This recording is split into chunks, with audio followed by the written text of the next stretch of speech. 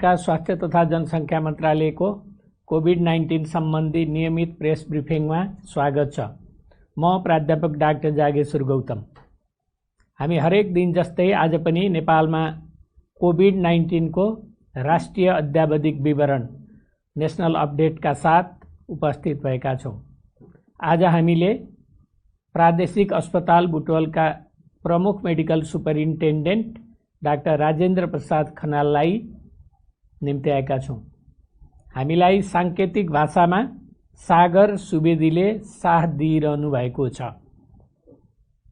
आज देशभरि जम्मा सक्रिय संक्रमितहरूको संख्या 5203 र प्रदेश अनुसार सक्रिय संक्रमितहरूको संख्या यस प्रकार रहेको छ। प्रदेश 1 मा 226, प्रदेश 2 मा 1982, बागमती प्रदेशमा 483, गण्डकी प्रदेशमा 288 र प्रदेश 5 मा 401 जना, कर्णाली प्रदेशमा 302 र सुदूरपश्चिम प्रदेशमा 1521 जना हुनुहुन्छ। र हाम्रो रियल टाइम पीसीआर नमुना संकलनको विवरण लकडाउनको अन्त्य हुँदै गर्दाको 8 दिन र लकडाउन खुलेपछिको 8 दिनको हामीले कम्पेयर गरेका छौं। र 30 गतेदेखि श्रावण 6 गतेसम्म 8 दिनमा जम्मा पोजिटिभ हुनेको संख्या 34457 र यसमा पोजिटिभ हुनेको संख्या 1049 छ। त्यो भनेको 3.0% हो। र लकडाउन खुकुलो भइसकेपछि भनेको श्रावण 7 गतेदेखि 14 गतेसम्म जम्मा 34109 टेस्ट गरेकोमा जम्मा पोजिटिभको संख्या 1279 छ र त्यो 3.7% हो। र आज विश्व नै कोरोना संक्रमणको महामारीमा छ र नेपाल पनि यसबाट अछुतो रहन सकेको छैन। आजसम्मको तथ्याङ्क हेर्दा विश्वमा 1,69,17,714 जना व्यक्तिहरू कोभिड-19 बाट संक्रमित हुनुभएको छ भने 6,63,942 जना व्यक्तिको निधन भइसकेको छ। निको हुनेको संख्या 1,04,42,383 रहेको छ। नेपालमा कोभिड-19 पीसीआर टेस्ट प्रति 10 लाख जनसङ्ख्यामा 12,284 र प्रति 10 लाख जनसङ्ख्यामा मृत्युको दर 1.6 छ। कोभिड-19 संक्रमण मुक्त हुने दर 72.7% छ। आजको पीसीआर 6037 गरी जम्मा 3,58,344 परीक्षा भएको छ। क्वारेन्टिनमा रहनुभएका व्यक्तिहरूको संख्या 14,471 रहेको छ। कोभिड-19 बाट संक्रमण मुक्त भई गत 24 घण्टामा डिस्चार्ज हुनेहरूमा जम्मा 146 हुनुहुन्छ। आजसम्म डिस्चार्ज हुनुहुने जम्मा 14,021 हुनुहुन्छ। उहाँहरूको स्वास्थ्य उपचार तथा हेरचाहमा अहोरात्र खटिनुभएका सम्पूर्ण चिकित्सक, नर्सिङ स्टाफ, स्वास्थ्यकर्मी तथा अन्य सहयोगी शुभेच्छुकहरूलाई हार्दिक धन्यवाद दिन चाहन्छौँ। हामीलाई 2 वटा कल सेन्टरबाट 624 वटा कल प्राप्त भएको छ। हाम्रो स्वास्थ्य एप्लिकेसन डाउनलोड भएका मोबाइलको संख्या 1,62,331 र सक्रिय प्रयोगकर्ता 82,145। जम्मा इन्ट्री गरिएको संख्या 68,846 छ। र आज कोही पनि रेड जोनमा पर्नु भएको छैन र हाम्रो वेबसाइट र भाइबर हेर्नेको संख्या पनि उल्लेखनीय छ। र म अब प्रयोगशाला अनुसार रियल टाइम पीसीआर पोजिटिभ केसहरूको विवरण प्रस्तुत गर्न गइरहेको छु। बीपी कोइराला स्वास्थ्य विज्ञान प्रतिष्ठान धरान प्रयोगशालामा मोरङका 3 जना र सुनसरीका 1 जना, कोशी अस्पताल विराटनगर प्रयोगशालामा मोरङका 3 जना, प्रादेशिक जनस्वास्थ्य प्रयोगशाला विराटनगरमा मोरङका 2 जना, प्रादेशिक जनस्वास्थ्य प्रयोगशाला जनकपुरमा सप्तरीका 1 जना, सर्लाहीका 1 जना, धनुषाका 12 जना र महोत्तरीका 13 जना हुनुहुन्छ।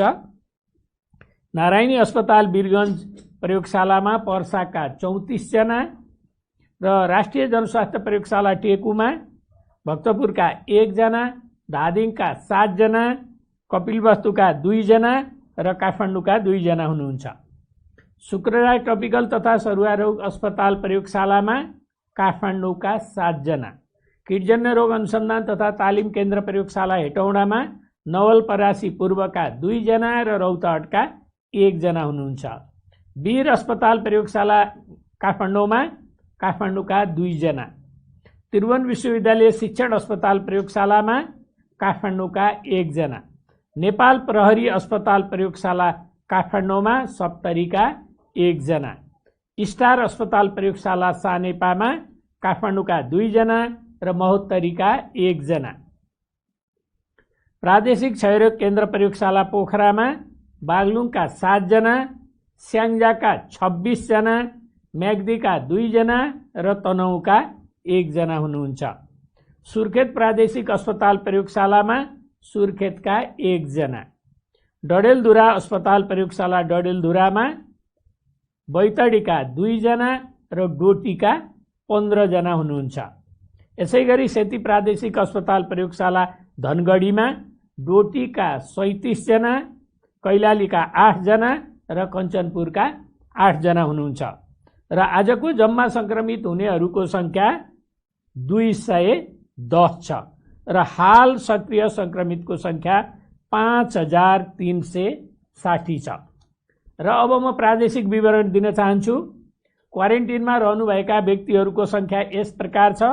प्रदेश 1 मा 1842, 2 मा 1849, बागमती प्रदेशमा 1035, गण्डकी प्रदेशमा 3382, प्रदेश 5 मा 1824, कर्णालीमा 643 र सुदूरपश्चिम प्रदेशमा 3896 र डिस्चार्ज हुनुहुनेहरूको सङ्ख्या पनि यस प्रकार छ।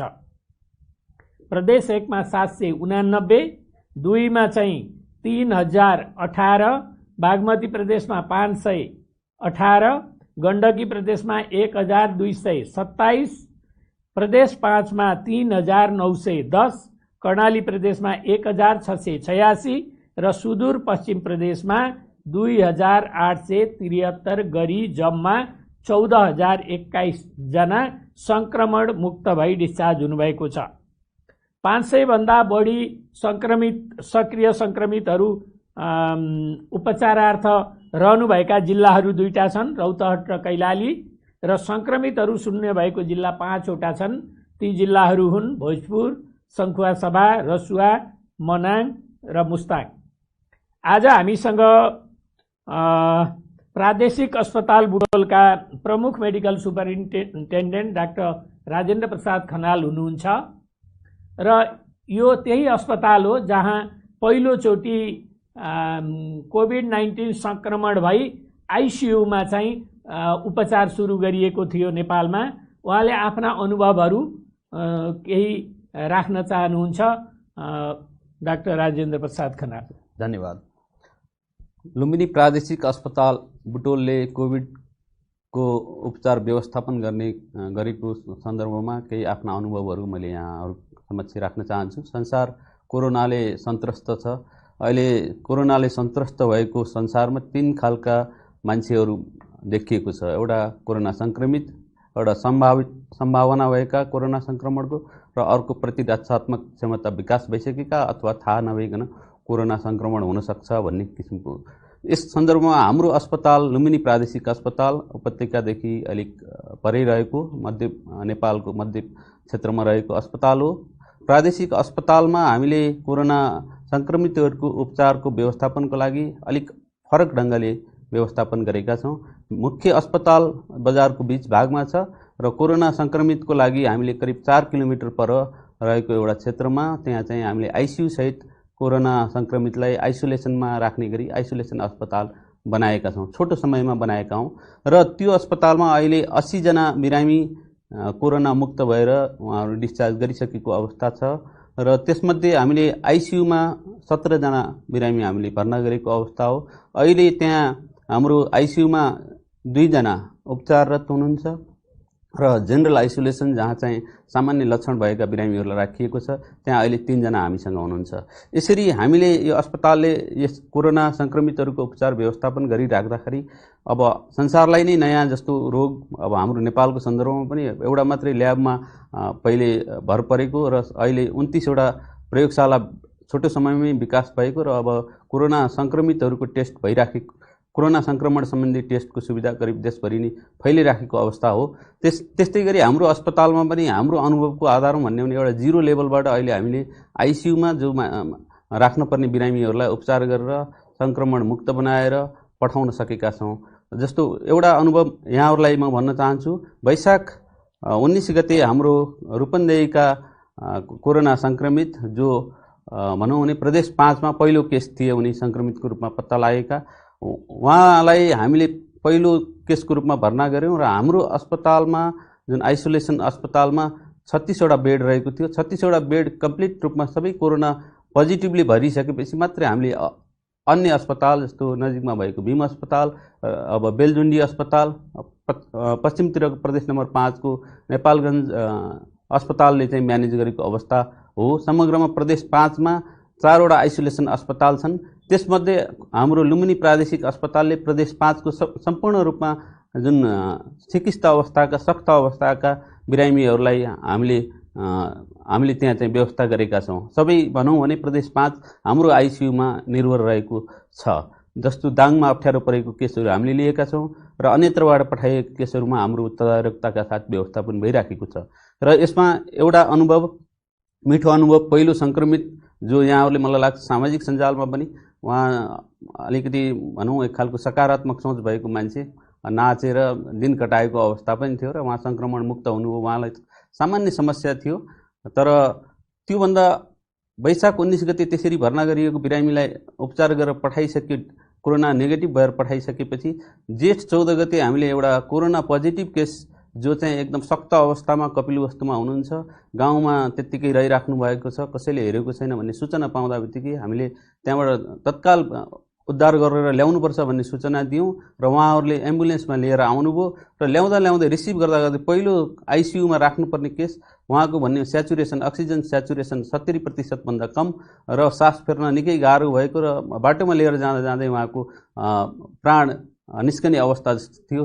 त्यस्तो अवस्थामा हाम्रा स्वास्थ्यकर्मीहरू पहिलेदेखि प्रिपेयर्ड अवस्थामा हुनुहुन्थ्यो। त्यहाँ एनेस्थेसिस्ट, क्रिटिकल केयर टिम, त्यसै गरी नर्सिङ टिम र सम्पूर्ण व्यवस्थापनमा खटेका सहयोगी कर्मचारीहरू, उहाँहरूले बोकेरै त्यो बिरामीलाई भित्र ट्युब, त्यहीँ बाटोमै ट्युब, इन्डोट्र्याकियल ट्युब श्वासनलीमा राखेर भित्र लैजानुभयो र भेन्टिलेटरको सहयोगमा उहाँको चाहिँ पछि बिस्तारै स्वास्थ्यमा सुधार आएर 2 दिनपछि इन्डोट्र्याकियल ट्युब एक्सट्युबेट गर्ने अवस्था भयो र उहाँ साथसाथमा उहाँ सुगरको बिरामी हुनुहुँदो रहेछ र सुगरको उपचार व्यवस्थापन सँगसँगै कोरोना संक्रमणको उपचार व्यवस्थापन ले गर्दाखेरि उहाँलाई 2 हप्तामा हामीले डिस्चार्ज गर्न सक्यौँ र उहाँ पहिलो जसलाई हामीले कोरोना पुष्टि भएको केसलाई हामीले रिसिभ गरेको हो र त्यसै गरी गर्दाखेरि अहिले 17 जनासम्म बिरामीको हामीले आइसियुमा उपचार गरिसकेका छौँ। र यस सन्दर्भमा हाम्रा अनुभवहरू पनि कस्तो छ भने सम्पूर्ण हाम्रो त्यो जुन आइसोलेसन अस्पतालमा करिब 86 जनाको डेडिकेटेड टिम त्यहाँ चाहिँ इन्भल्भ छ। त्यसमा क्रिटिकल केयर टिमदेखि फिजिसियनहरूको टिम, त्यसै गरी सहयोगी कर्मचारीहरू उहाँहरूलाई डेडिकेटेड ढङ्गले हामीले राखिराखेका छौँ। उहाँहरूलाई क्वारेन्टाइन इत्यादि व्यवस्थापन गरेको पनि हो र सम्पूर्ण तयारी हरेक दिन अस्पतालमा यो इन्फेक्सन प्रिभेन्सनका चाहिँ ट्रेनिङहरू, त्यो लगाउने सुरक्षा कवचहरू कसरी लगाउने भन्ने कुरालाई निरन्तर हामीले गर्दै त्यो तयारीका साथसाथमा यसरी कोरोनाका सिकिस्त बिरामीहरूलाई उपचार व्यवस्थापन गरिसकेपछि जुन किसिमको एउटा आत्मविश्वास बढ्यो, त्यो आत्मविश्वासले अब जुनसुकै अवस्थाकालाई पनि हामीले म्यानेज गर्न सक्छौँ भनेर लुम्बिनी प्रादेशिक अस्पताल गर्व गर्ने ठाउँमा आइपुगेको छ। अहिले हामीसँग 2 जना बिरामी हुनुहुन्छ र समग्र प्रदेश 5 मा अहिले कोरोना संक्रमितको सङ्ख्या अघि डाक्टर साहबले भने अनुसार अलिकति घटेको अवस्था पनि छ र टेस्ट रेट पनि बढेको छ। त्यो राम्रो कुरा हो।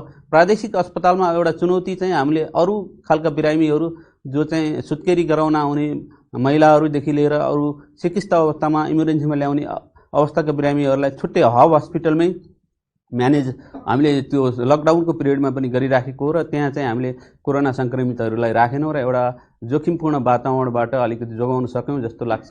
र त्यति भन्दा भन्दै पनि कहिले कहिले इमर्जेन्सी अथवा कहीँ पनि त्यस्ता कोरोना सङ्क्रमितहरू भेटिने सम्भावनाहरूलाई ठाडै नकार्न त सकिँदैन, तर सकेसम्म छुट्याएर राख्दाखेरि चाहिँ राम्रो हुँदै रहेछ भन्ने हाम्रो अनुभवले सिकाएको छ। र सम्पूर्ण रूपमा ढुक्कै हुने अवस्था, कोरोनाबाट मुक्त भयो भन्ने अवस्था पनि छैन, तर हामी तयारी अवस्थामा छौँ र हाम्रा चुनौतीहरू पनि यसका साथसाथमा सँगसँगै छन्। जस्तो कि हाम्रा स्वास्थ्यकर्मीहरू पनि 3 जना सङ्क्रमित हुनुभयो, त्यसमध्ये 2 जना प्यारामेडिक्स र 1 जना डाक्टर साहब, तर उहाँहरूलाई पनि अहिले कोरोना नेगेटिभ भएर अब उहाँहरू रिकभर भइसक्नु भएको छ। उहाँहरूलाई खासै भने पनि लक्षण पनि देखिएको छैन। र हाम्रो अनुभवले के बताउँछ भने समग्रमा कोरोना सङ्क्रमितहरूको धेरैजसो सङ्ख्या चाहिँ लक्षण रहित अवस्थामा छ र कसैलाई आइसियुमा म्यानेज गर्नुपर्ने अवस्था छ। र अबको प्राथमिकता मलाई लाग्छ आइसियुमै राख्नुपर्ने अवस्थाका बिरामीहरू, र सरकारले पनि दिएका निर्देशनहरू अहिले होम आइसोलेसन, होम क्वारेन्टाइनलाई बढी महत्त्व दिएको देखिन्छ र मलाई लाग्छ सबै किसिमको व्यवस्थापनमा त्यो राम्रो पक्ष हो। र त्यसमा हाम्रो सबैभन्दा महत्त्वपूर्ण रोल भनेको चाहिँ हामी अनुशासित हुनु नै हो। स्वास्थ्यकर्मीहरू यसरी खटिराखेका छौँ, हामी हामी ज्यानलाई जोखिममै राखेर पनि अगाडि बढिराखेका छौँ, तर यो जुन 3वटा कुराहरू छ, सामाजिक दूरी, मास्क लगाउने र जुन सेनिटाइजेसन, जुन हात सफा गर्ने, हात नाक मुखलाई जोगाएर अनुशासित भएर सरकारले गरेन अथवा अन्यले गरेन भन्दा हामीले के गर्यौँ भन्ने हिसाबले अगाडि बढ्नुपर्ने बेला आएको छ। मलाई लाग्छ नेपाल अलिकति भाग्यमानी छ यस सन्दर्भमा, धेरै कम मृत्युदर छ। तर यसमा चुनौती भनेको शङ्कास्पद बिरामीहरूले चाहिँ मृत्युवरण गर्नु परेको त्यो नमिठो पीडा पनि हामीसँग छ। त्यसैले शङ्कास्पद बिरामीहरूलाई कोरोनै हुन् भनेर भन्दा पनि उनीहरूलाई व्यवस्थापन गर्न छुट्टै आइसोलेसनमा अथवा छुट्टै आइसियु सेटअपमा राखेर हामीले उपचार हामी लुम्बिनी प्रादेशिक अस्पतालमा छुट्टै मोडलमा पनि गरिराखेका छौँ। इभन गर्भवती बिरामी कुनै इमर्जेन्सी अवस्थामा आइपुगे कोरोना सङ्क्रमित भने त्यहाँ डेलिभरी गराउने व्यवस्थामा पनि हामी गरिसकेका छौँ। त्यसैले यति भन्दा भन्दै अब यो हाम्रो टिममा सबभन्दा महत्त्वपूर्ण कुरा भनेको ट्रेनिङले बहुत ठुलो काम गर्यो, हाम्रो तयारी अवस्थाले राम्रो काम गर्यो र यसमा एउटा कमान्ड सिस्टममा हामीले चलेको छ। म मेडिकल सुप्रिन्टेन्डेन्टको कमान्ड छ, त्यसमा हाम्रो फोकल पर्सन फिजिसियन डाक्टर साहब 1 जना हुनुहुन्छ, कम्युनिकेसनको लागि सूचना अधिकारी हुनुहुन्छ जससँग यथेष्ट जानकारी doctor Vishnu Gautam, focal person doctor Sudarshan Thapa, त्यसै नर्सिङ इन्चार्ज हाम्रो ज्योति पौडेल हुनुहुन्छ, त्यसै गरी आपूर्ति प्रमुख हुनुहुन्छ बबिता बजिमय, हाउसकिपिङ अफिसर जो चाहिँ सहयोगी कर्मचारी कमान्ड गर्नुहुन्छ हाम्रो गीता गेमाली, प्रशासनका साथीहरू हुनुहुन्छ विपिन छेत्री लगायत, र समग्र हब हस्पिटलमै म्यानेज गर्ने सिनियर डाक्टर साहबहरू जो चाहिँ चुस्त रूपमा अन्य बिरामीहरूलाई पनि व्यवस्थापनमा खटिराख्नु भएको छ। र लुम्बिनी प्रादेशिक अस्पतालले एउटा मोडल पेश गरेको छ र हामीलाई एउटा आत्मविश्वास पनि छ कि कुनै पनि ठाउँमा आइसियुमा राख्नुपर्ने अवस्थाका बिरामीहरूलाई यहाँहरूले राम्रोसँग ट्रान्सपोर्टेसन गरिदिएर हाम्रो अस्पतालसम्म ल्याइदिनु भयो भने हामीले उहाँलाई उपचार व्यवस्थापन गरेर उहाँहरूको ज्यानलाई जोखिमबाट उतार्नको लागि हामी सकभर भरभक्दुर कोसिस गर्नेछौँ। र यसमा हाम्रो अहिले अस्पतालमै पिसिआरको ल्याब सेटअप पनि छ, हामीले अपरेसनहरू पनि अगाडि बढाएका छौँ। कोही शङ्कास्पद बिरामीको हकमा चाहिँ ती पिसिआरबाट नेगेटिभ भएपछि अपरेसनहरू पनि नियमित रूपमा अगाडि गर्ने जुन कुरा रोकिएको थियो त्यो कुराहरूमा समग्र प्रदेश 5 लुम्बिनी प्रादेशिक अस्पतालमा राम्रै तरिकाले निर्भर रहेको छ। प्रदेशले चाहिँ हाम्रो अस्पताललाई सहयोग गरेको छ। सङ्घीय स्वास्थ्य मन्त्रालयबाट भएका मार्गनिर्देशनहरूलाई हामीले पालना गरेका छौँ र हामीलाई नयाँ नयाँ अनुभव छ, नयाँ नयाँ सिकाइ छ।